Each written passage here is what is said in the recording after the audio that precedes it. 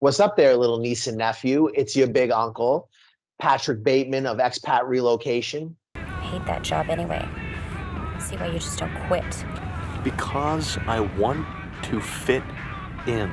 Here to clue you into what you don't know and to show you some things you probably would be unaware of. Today, we're going to catch you up on what's going on in the mysterious country north of where I'm at, China, a place where you hear a lot of different things and it's kind of hard to know what's true. We don't always market it as heavily because we do a lot more business with Vietnam, but we do have job contacts. We have, investment contacts. We have people who are in China who can facilitate. This is our third video with one of our partners, and he is based in China as we speak. So for his interests, we're going to cover his face. We're going to give him some anonymity. We want him to be able to speak freely. We don't want him to demonize China, and we don't want him to, glorify it. We just want an honest opinion of what it's like as an expat. He works as an educator, so he's one of the old school English teaching guys. I'll give you a little context on him. He has a higher education. He has the ability to earn a high income in the country he's from, the United States, but he still elects to live in China. So I think he has a very straightforward and honest perception of like what it's like out there. And we've worked together for years. He got me employment in China when I was first coming out to Asia from New Zealand. I believe it was no. The first time we went ourselves, the second time we went through a contact through you, we ended up in Qingdao. The first time we were in Xi'an, and we were dealing with some crazy training center out there, and we were just unprepared for the culture, and it ultimately led me to Vietnam. And so I have been in China as well, guys. I've spent time in Qingdao. I've spent time in Xi'an. I elected both times to go back to Vietnam because personally, I enjoyed the personal freedom more. I felt the pace of life, even if it was less developed, was more relaxed, and that it wasn't as intensive how much the government was involved in your personal life, although that is changing now, and Vietnam is also becoming more bureaucratic and more difficult. But still, compared to China, I think it's still pretty laid back. So, I think it's a good idea to try to get, an impression of what a place is like. His opinion is not going to be the end all be all. He's one guy in one situation in one aspect of the market, but he's been there a very long time. He speaks Chinese. He knows a lot of people. He knows a lot of people in the HR and the employment. He has contacts that are within government. So he's not speaking, as someone who doesn't know the country. He speaks Chinese. So today you're going to have an up-to-date idea of what it's like in China 2024 for an expat. And in this case, we're probably going to talk a lot about people who are teaching because that's going to be primarily his field of expertise. How are things going over there, man? Is it still the kind of money that it was when we were first coming to China? No, it's not like it was whenever you came here. You mentioned the time I had a hookup for you. I think during that year, or maybe during about 18 months, I think I helped 7 different people come into China, find work. Some of them had visas, some of them didn't. One of them was still in college, and I think he ended up quitting and just coming here to work. Everybody knows after COVID, things, the law is different. The schools have changed. During COVID, I would say over half of the schools closed. A lot of the training centers are gone, which is something we mentioned before. That all didn't happen just because of COVID. There's been a lot of change in the law. So the government was kind of trying to push out foreigners, is kind of what it seems like. Because the foreigners would come here like me. I was making maybe US dollar wise 40, 45 grand a year, working 12 to 18 hours a week, which is great. No taxes and everything is awesome. I'm not getting that much anymore. I still make a decent salary, but the first thing I think we need to talk about is the economy. Not only that, but the economy is not doing so well. There's, the U.S. is putting a tax on China. Everyone that keeps up with the news is kind of familiar with this. So any electronic goods that's made in China, there's a higher tax. In the U.S., there was a company that I worked for, and they would order, that's kind of a completely different topic, not related to anything, but they were ordering paper cups from China. And it's not like they're ordering a box of cups. They're ordering thousands and thousands of paper cups. I So we're remember getting we were huge working on bulk. this. Yeah, because we couldn't get this from China anymore because suddenly the US was taxing this. And so there for a while we were trying to figure out, can we get these cups into Vietnam and then go from Vietnam to the US to avoid this tariff? Because the tariffs were so high, it wasn't even worth it anymore.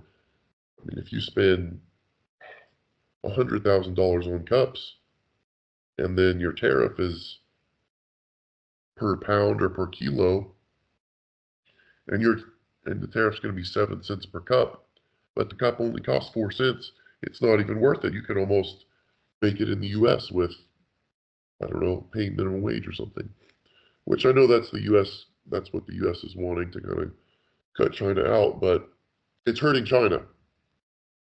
The government does not want you to know it's hurting China, but if you're here and if you talk to the people, you know it is. I can give you some examples of this. I'm working at a training center at the moment. I won't be next month, but that's what I'm doing right now.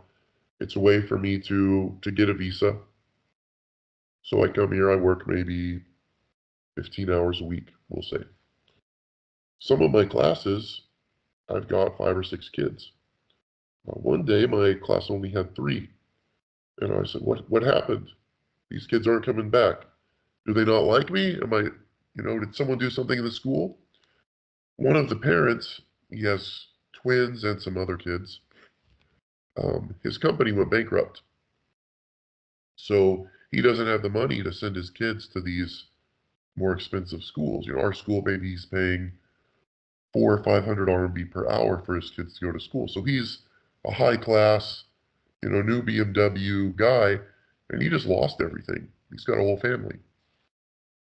This is something it seems to be happening more often. I've got another friend that has another school. This is not a school that teaches English. There's no foreign teachers. It's just Chinese people. Their English teacher, which is also Chinese, left the school and took some of the students with her. The owner of the school, which is my good friend, called and said, "Hey, what's going on?" She said, "My husband, the company he was working from, which is in South, I think he went down to Shenzhen to work. He'll work there for 6 months, come back to the city they're at, for a few weeks to visit with his wife and family. Whenever he came back, the company didn't pay him for 6 months of his salary. So he came back to Shenzhen to continue working. But his wife came to the point where she needed to make money.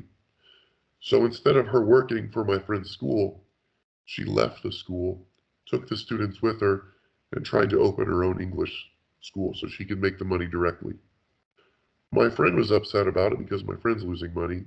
She just lost, 20 of her students. I don't know how it's turned out. This has happened in the last month. So it's not going so well for her. Her issue with her husband affected my friend's school. Another school, this is a school that I've probably helped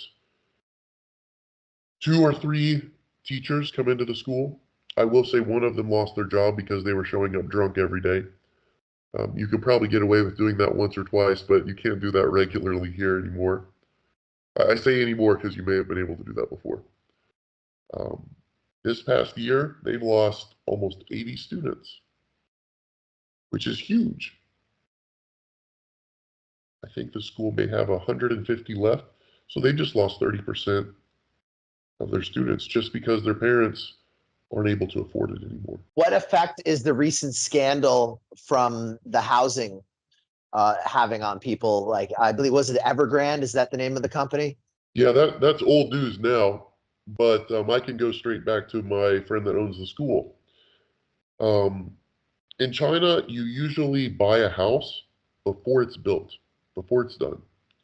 So you'll go to an empty area and oh, right, look, there's going to be a house here on this floor, and you buy the section, and then the next year they'll be finished. Well, my friend bought a house.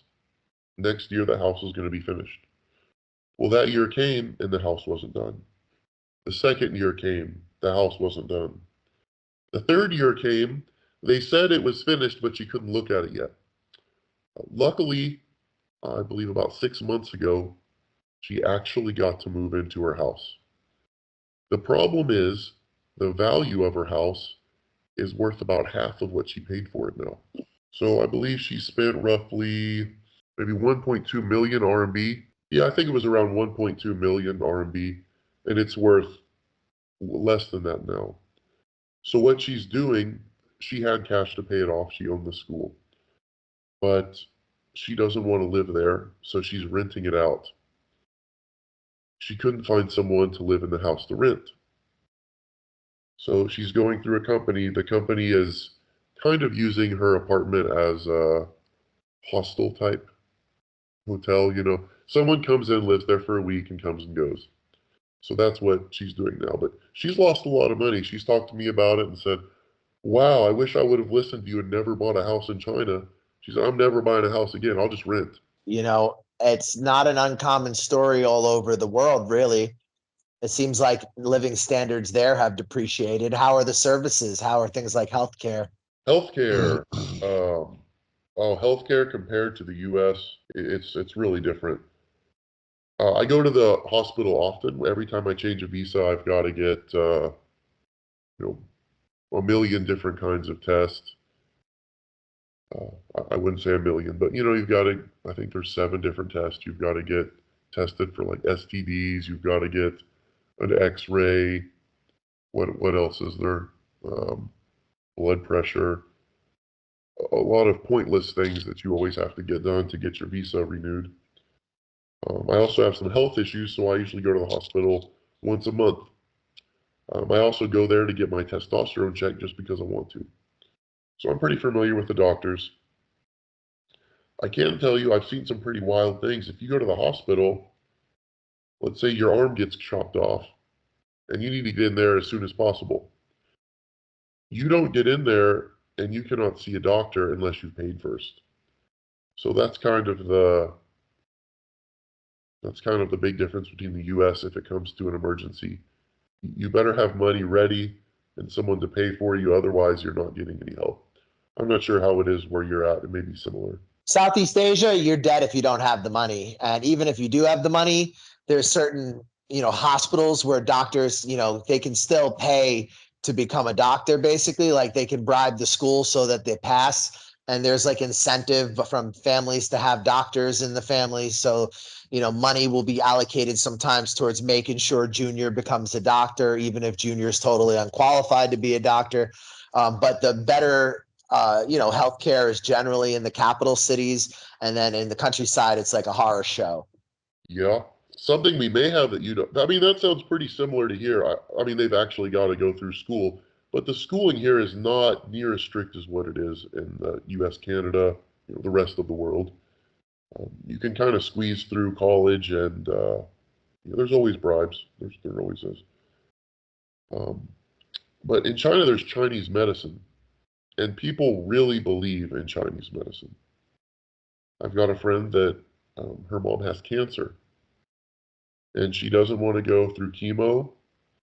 She took her to a Chinese doctor, almost like a wizard, up in the mountains somewhere, and pays around 8,000 RMB a month, so over 1,000 US dollars a month, to get herbs and special things from the Chinese doctor. This person has never had an education, he's never went to college, but he's learned about Chinese medicine that is 5,000 years old, which every Chinese person is going to tell you it's 5,000 years old, it's got to work.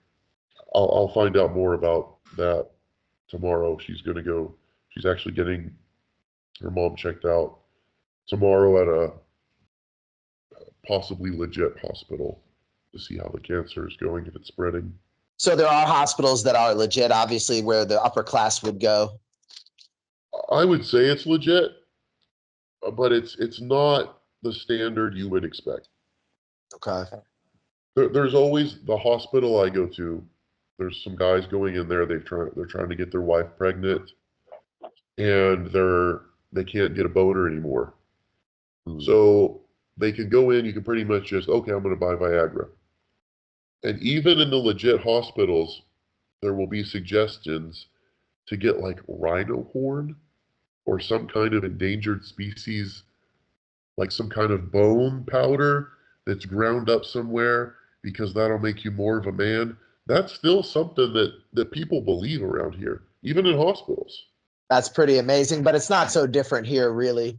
I would say the main thing is that Southeast Asia, Cambodia is probably the worst out of all of them. I would say Laos is probably maybe the next, and then Vietnam, Thailand, it starts to improve if you know where to go. Like Saigon has some good hospitals. A couple of them saved my life. They did right by me and did right by my wife, and it was like VIP care. I had like a view, 24-hour nurse. But even that, compared to what they're doing in Thailand, you're staying in like luxury hotel rooms and have some of the best healthcare in Southeast Asia and this part of the world, behind Singapore, obviously.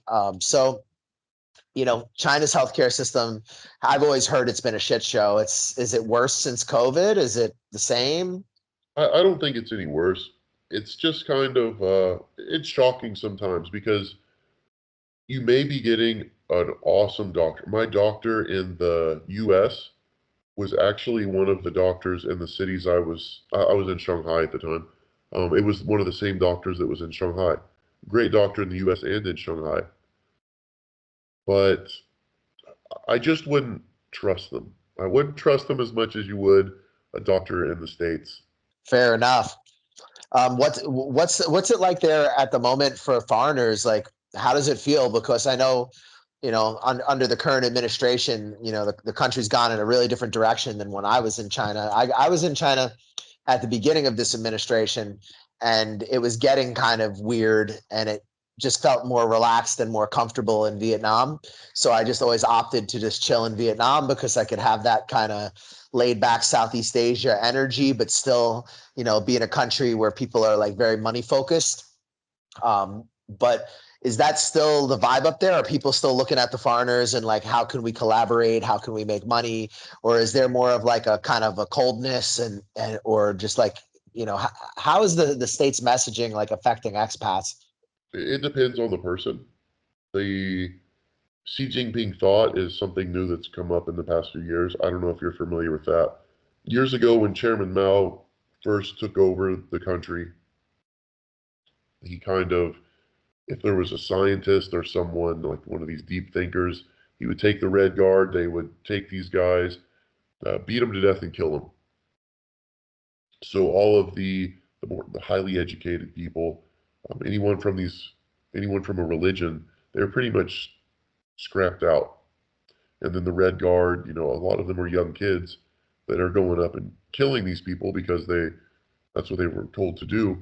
They've grown up in the country, and then the country kind of started over. It's like um, any kind of education you had is gone. You have no one to teach you whenever you killed off everyone from the universities. Things they're not that crazy, of course. But at that time, Chairman Mao had these little red books, and it was like Chairman Mao thought, and it'll have different things Chairman Mao said. There's a whole list of different things. You could probably find them in English even. I'm sure. The past year or so, Xi Jinping, the current chairman, has made a book that looks almost exactly the same, and it is Xi Jinping Thought. I went to the library, well, a bookstore the other day, and there's a whole shelf of them in English and in Chinese. I had to sign some papers last week, and I had to sign something about me following Xi Jinping Thought, which I was shocked. I mean, just because you can speak Chinese does not mean your reading is great. My reading level, I would say, is fifth grade reading level. So I get this 3-page article, and I'm trying to read through this, and I see Xi Jinping Thought on here, and I'm like, what is this? So I'm trying to take pictures of it, trying to translate through everything. So I don't want to get screwed over, which you're going to get screwed over if you're going to sign it or not. Your contract doesn't mean anything. But reading through this, that kind of caught my eye, and you can see socialism and communism with Chinese characteristics, is what they'll say. You can see that push is really coming, and people are reacting different to it. Chinese people aren't stupid. Oh, I imagine. No. Yeah, Chinese people aren't stupid. A lot of the people, some of them that I've talked to, have just kind of said, this is ridiculous. We're just going to work around it. Some of my friends will mention Xi Jinping thought, and they're like, forget about it. These papers, the paper I had to sign, my friend said, just sign it and go on.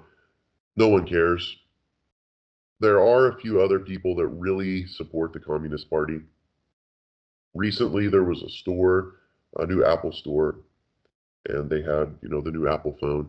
Everyone's in line, and there was some lady that's screaming at everyone saying, hey, you need to support China. Why are you buying from this foreign company? Screaming at these Chinese people. They're just wanting to buy the new iPhone. Right. But the Chinese people, a lot of these people are used to it. They're just like, yeah, you're right. Yay. Thanks for telling us. And then she kind of goes away. And then they're like, yay, let's support China. And then they go buy their iPhone. So that's kind of a thing you see. People will be like, oh, foreigners are so bad. Xi Jinping's great. And everyone, yeah, Xi Jinping's the best. All right, screw that. Let's try and work around it. So what they say and what they do, it's almost like you can see the sarcasm in their eyes when they're like, yay, Xi Jinping. They're just talking to get by. It's sad though, because it's more like North Korea than it was when I was there. It sounds like it's become a lot more of a authoritarian and like uncomfortable situation. Do you feel it as a foreigner, or has it just been these kind of small things? Like, does the population seem warm to you, or do they have more of a cold feeling towards you? Everyone's still pretty nice to me. It's not like what it was before. It's not like what it was 10 years ago. I can say that. Actually, I guess it's been about 15 years ago when I first came here. Yeah, it's a lot different than it was then. Then, you came and everyone's, all right, there's a white guy. Let's go talk to the white guy. People were more friendly then. People here are still super friendly. But, I met a girl and talked to her a week or so ago. And she gives me little hints. Well, I'm not really sure about America. They're always going to war. America did this. They're not so good. I hear a lot of negative things about the U.S. population. I also, it's always kind of been this way, there's so many negative things that people are saying about Japan. And it's always been that way. And it could just be that over the years my Chinese has improved. But there's so many negative things I hear about Japan to little kids. 7, 8-year-old kids are saying like, Ruben. It's kind of like, it's like saying the N word for a black person. It's like a word for a Japanese person, like a Chinese ghost. It's like an insulting thing you would say to a Japanese person. Your little kids say that. That's just something you normally don't see in other countries. I mean, in Vietnam, there's racism everywhere. But this is more racism against, not racism against a group of people, it's against the country. Well, in Vietnam, like most of these countries where it's largely a monoculture, there's a sort of an insular kind of, they tolerate foreigners' presences, but they're, how much they actually really want us there is kind of questionable. And you can see that with the recent changes around visa. There's a tug of war where the younger members of the Congress, they want to kind of pursue a Thailand path, like an open Vietnam, where they feel like they can make the money the way that Thailand is making the money. But the immigration officials and the police are the people who would have to manage all these foreigners. They're very opposed to it. And because there's been recent anti-corruption purges, people are still it's corrupt, obviously, but like it's a lot more dangerous for these officials to get involved in things that, years ago were just easy rubber stamp. Like, foreigners up until COVID all just lived on business visas indefinitely in Vietnam. and it was just, this is what you did. Even this is what they told retired people to do. It wasn't like these people were being dishonest. This is just the way the system was set up, and all these shell companies were made to sponsor all these foreigners. Americans got a 1-year business visa, but all that changed when the government changed, and Vietnam, even though the Chinese and them are historically enemies, I think that they do learn from some of what they're doing, and I think they share similar ideas about how they want their country to be. It seems like Vietnam's gaining a lot of the industry that's fleeing China, which kind of feeds into what you're talking about with like their economy is becoming really not worth doing business there. What about teaching? Is it still worth teaching there? Is it still worth going there as an English teacher? A lot of it kind of depends on your education. If you like China and you want to go to China, yeah, I think so. If you want a relaxed life, you definitely can. I can kind of tell you the difference. There's international schools. You can work at a university or a training center. A training center is usually something, it's like weekends and evenings. Usually when the kids get out of school, their parents will take them to the training center. That's mostly what's closed. I would say a huge percentage of training centers have closed. Used to, you could probably make the most money in training centers. If you know how to bargain in the place to go, you can still make pretty decent money in training centers. But that's kind of like with me and you got to have a connection. If you just drop yourself in there, you're going to be making half or less of what I make now. Even if you come in here and you're here for a year, you're probably still going to be making about half of what I do for my 12-hour-a-week job. If you're going to work at a university, I'll just kind of give you some numbers and some of the benefits of working at a university. You're going to have a degree to work at a university. You're not going to get around that. Before, yeah, that's not going to happen anymore. My friend works at a university. I think she works 12 hours, and these are 12 hours of her actually teaching a class. Then she grades papers, gives tests. She said she sits around at the school. She might spend a total of 20 hours there. She says it's kind of a easy job. Well, if you're working 20 hours, and 5 hours of that's maybe planning for the class, and then 5 hours is kind of messing around. She said sometimes she only has 9 or 10 hours of work. Then during Chinese New Year, she gets a month off paid, and then she gets 2 months off during summer. I believe she gets half pay at that time. Her monthly salary is around 9,000 RMB a month. They also give her a free apartment, which is valued at about 2,000 RMB a month. Once a year, she will get a 1,500 RMB check, which is for her flight, and make a round trip flight, which isn't enough money for a flight, but that's kind of the bonus you get. If you're going to work at a school, like an international school, you're going to have an actual degree for that too. That's going to be something where you'll be working probably a full 40 hours a week. You may have 15 to 20 hours of classes, but you're going to have to be there a full 40 hours a week. Before, it was a little more laid back. All my friends that work at international school now, they said it's getting a little tougher. They've got to do more planning for the classes. And before, they may be able to just kind of show up and walk around. The Chinese teacher does everything for them.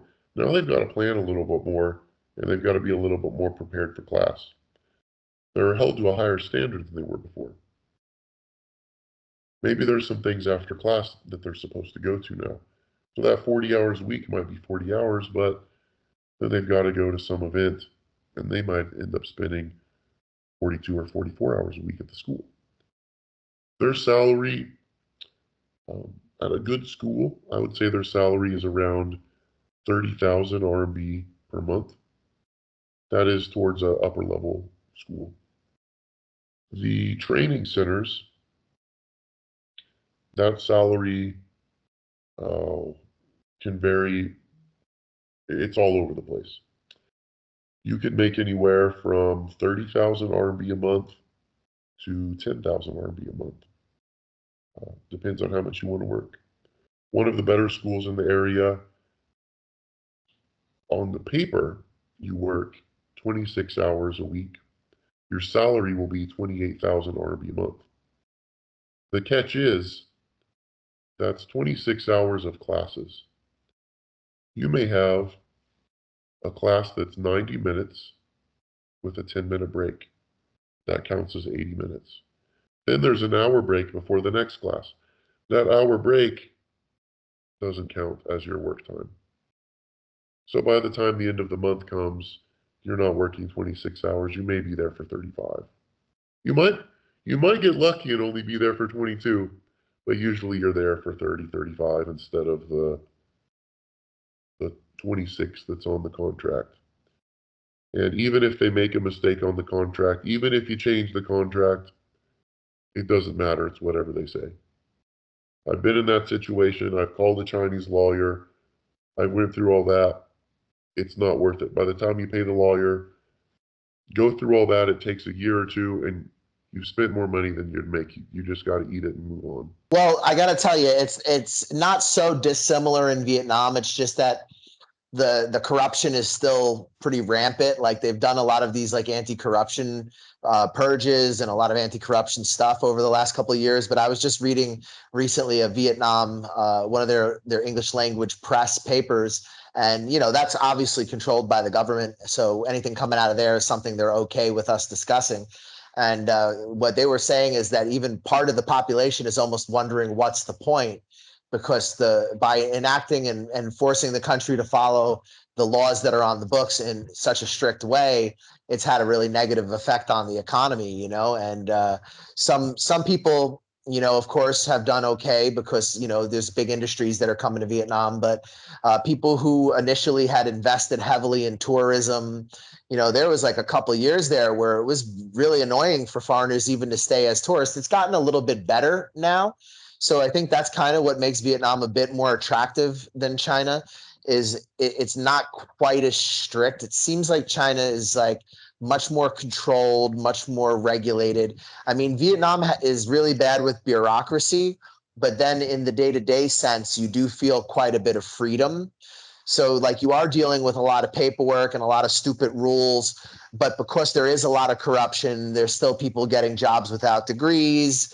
There's still gray area training centers. And I guess the government does what they can to try to regulate it, but it's a developing country. Whereas where you're at, it seems like they've done a better job of kind of shutting down like certain aspects of like the ESL industry or the presence of foreigners that they didn't want. I kind of think when you compare China to Vietnam, which I haven't been in Vietnam much, and it's been quite a while, but it seems like Vietnam is developing and growing. China is also doing these anti-corruption campaigns, but it's almost like it's becoming more corrupt when they do it. They're just weeding out the side that they don't like, and they're getting a little more power in a different way. So I think there's more corruption now, or higher level corruption than there was 10 years ago. But it seems like Vietnam is kind of developing. I almost feel like China has developed and they're starting to go down. So years ago you think, wow, China's just growing and growing. And even though you look on paper and you still see, wow, China's economy is still doing great, that's not what I'm seeing. And that's not what a lot of Chinese people are seeing either. We're seeing a lot of negative impacts just in the past, COVID up to now. And it's not just because of COVID, it's about their current leader. Honestly, I even feel nervous to say that, just like being in this room, which I know is overkill, but you can't just go around and bash the leader everywhere you go. Some people do, but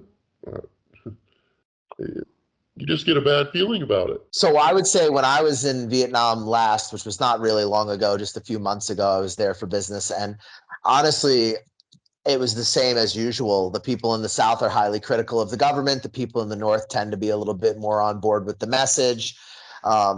Generally speaking, Americans are viewed very favorably because of the improved relationship and the strategic relationship that Vietnam and America are starting to have, especially over the protection of those islands that China claims as theirs. So we're generally well received, and even in the North, where it is more communist and it is more on board with the plan or whatever, they're still relatively warm to Americans. I think that's one of the things that's nice about Southeast Asia. Americans tend to live in and associate everything to their country, so they think of Vietnam or Cambodia and they think of the Vietnam War, but they don't realize this is like 50 years ago. These countries have had a whole lot of different histories since then. And for Vietnam, China is the more pressing threat, because after the Vietnam War, when the Soviet Union and Mao had their fallout, the Chinese invaded Vietnam, and the Vietnamese, after fighting the Americans, had to push the Chinese out. So, we're not the most pressing concern for them. They're far more concerned about their big neighbor to the north than they are about us. We're something that they are, we're utilizing each other for each other's benefit. And it's good to see that Vietnam and the US, after a horrible war, have improved their relationship the way they have. It's great, actually. Do you feel the hostility at all from the government or the authorities when you're there as an American? One thing I've got to mention, just because of what you just said, I hear a lot of Chinese people say, the people that are more supportive of the Communist Party, they'll say America's always going to war. And they always say China has never gone to war with another country. Another country's always done something to them and started it. And I always ask, how about whenever they invaded Vietnam and lost? And they look at me and say, I don't know what you're talking about. That's never happened. Chinese people don't know. They don't know the history. They're a lot more censored than people in Vietnam. In Vietnam, it seemed like people had a pretty good understanding of what was going on in the world. I don't think I know Chinese people don't. It's gotten a little bit more strict in Vietnam around things like moving money in and out of the country, and they are trying to tighten up things around work permits. There is, it's a joke when you're in Vietnam. They say it's called the sharks are eating the cables. Because whenever they want to throttle the internet, there's a shark that bit the cable in the Pacific Ocean, and that's why the internet's not working. I have had business partners that I've sent articles to that have been blocked by their firewall. So they do have censorship in Vietnam, but I think it's far less. And they do business with the West. So you have Western tech companies that are functioning in Vietnam, whereas China's almost like this little bubble where they're just in their own social media. They're not connected to the rest of the world really in many ways. Like my original question was, do you feel any pressure from the state itself? Like, are you being followed ever by police or anything like that? No. Actually, yesterday I got stopped by the police for running from the police on my bike. I mean, they were mad. They screamed at me. I just acted like I didn't understand what they were saying. They kind of caught me because they said, take off your hat. And then I took off my hat. And he said, see, you can understand what I'm saying because you took your hat off. I was like, oh, crap. But no, I don't feel any pressure. The paperwork is a lot more strict than before. Kind of like I said before, you didn't really need a degree. You can get by with that. I still have some contacts. We can probably get you some fake stuff. But it is risky. I've heard of people that come here with a fake degree. They were here for 6 or 7 months, and then the police caught them after they were in the country. I would say about 8 years ago, I had a friend that had a passport. He came into China with a student visa. He got a new passport because he lost his and got another student visa, all within China. So his first passport is canceled, right? So if you go through the computer system in the US, your lost passport no longer works. Whenever he came into the country and came and leave, he could use the passport in China. They never canceled his visa. So he had 2 visas on a passport that didn't work and a new passport. He could still use it anywhere and come and go through China. And he could even use that to say, I've been in China, I haven't been in China. I don't think you can do that anymore. I sure wouldn't try it. Yeah, the Vietnamese have also tightened up their visa stuff. So guys, if you're thinking about coming to China or anywhere in Southeast Asia, reach me on the Facebook fan page. We have a consulting service for prospective expats. I do hourly consulting, and we also offer relocation packages. If you want to work in China, we have a package available where you can work with my partner here, and he can help you find employment while in China. Depending on your circumstances, he can get you set up with a higher salary than you'd most likely be able to do on your own, and get you set up with companies that will actually pay you and not just like work you and then not pay you and then extort you or threaten you.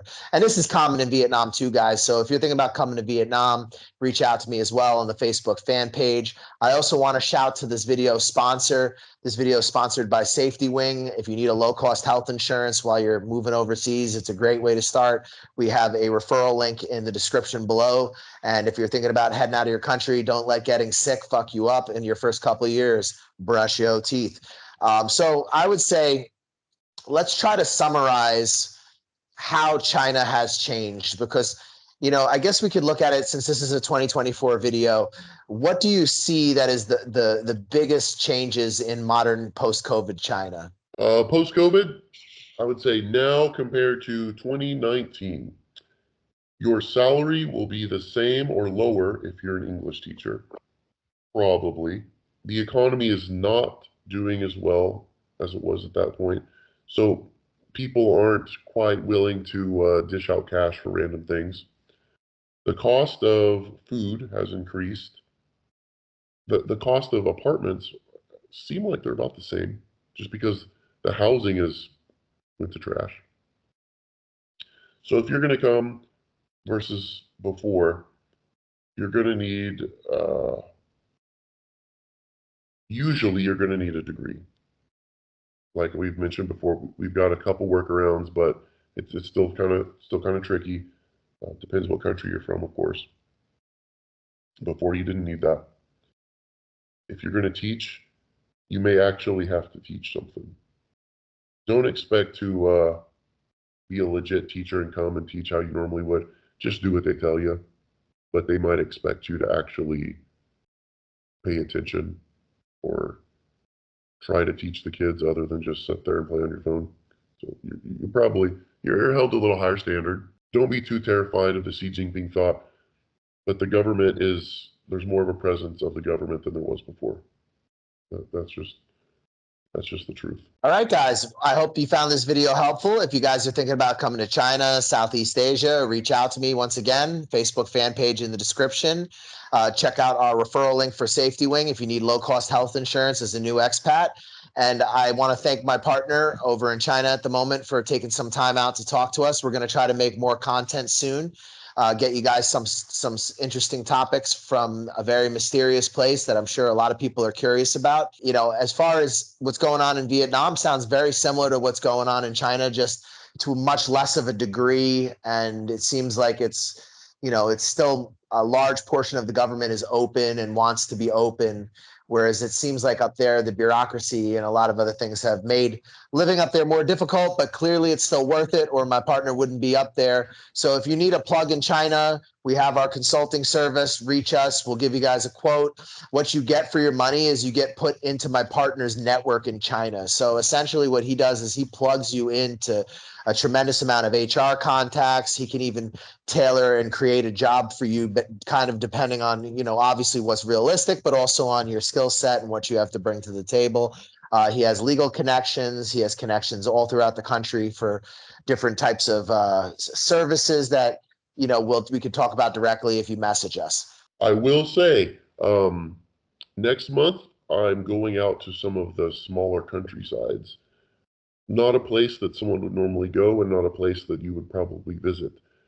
But if you want to disappear, that may be a location that I could hook you up with. Usually out of the big cities. If for some reason you wanted to live there, keep in mind, you're probably not going to find a gym. There may not be a McDonald's. If you want a hospital, you may be looking for the Chinese Dr. Wizards. But if you wanted into the country, that's a place we could get you into if you don't have a degree. And if you wanted to disappear from the world, I'm going to go kind of check out some of the other small cities, and I can keep you updated on that too. Yeah, I'd love to do some content on that. So guys, look for that. That we're going to do a video definitely talking about that. And if you guys are thinking about coming out here, please get a hold of us. Just remember, be cool, be respectful. I don't give away free information because this is how I pay my bills. This is a real business. We come off sometimes as a bit casual because I just try to be, myself, be authentic, be relatable, but it is a business. And, I'm happy to help anybody get started. I'm very proud of what we do, but ultimately I do got to feed myself. So just be respectful of my time. And if you want to reach me, all the social media is in the description. And once again, guys, if you find this content helpful, please smash the like button, subscribe, share the videos. You would be so surprised that just posting this video onto like your social media, how much that could help the channel. Also, a lot of you guys view the videos and not all of you click subscribe. So if you could take a second to hit the subscribe button or to hit the like button, it helps the YouTube algorithm tell people that this is videos that people want to see. And, it helps us quite a bit. Thank you for watching. Stay in school, brush your teeth.